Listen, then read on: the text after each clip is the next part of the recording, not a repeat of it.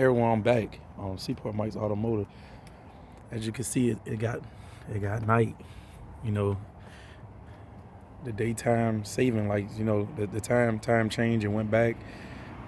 And you know how that is. It get dark super fast. So as you can see, I got the solenoids out. I got that one out, and I have that one out. So I'm gonna show y'all a trick how to get them out.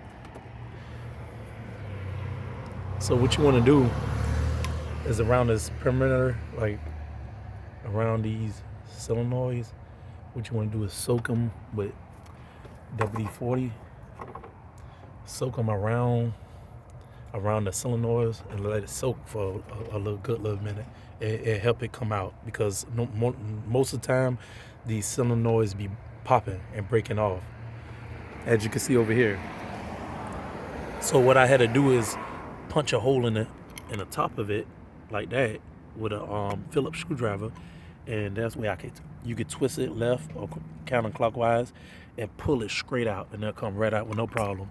I promise you, they do not have these videos on YouTube about this.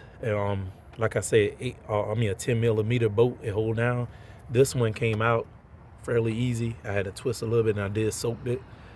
So I actually twisted and pulled up, and it came right out, as you can see. So yeah, that's it, y'all guys.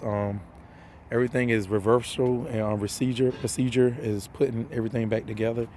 The intake, like I was saying, 8 millimeter bolts hold down, and the worst thing ever is getting this back brake booster line hose off, but it will budge.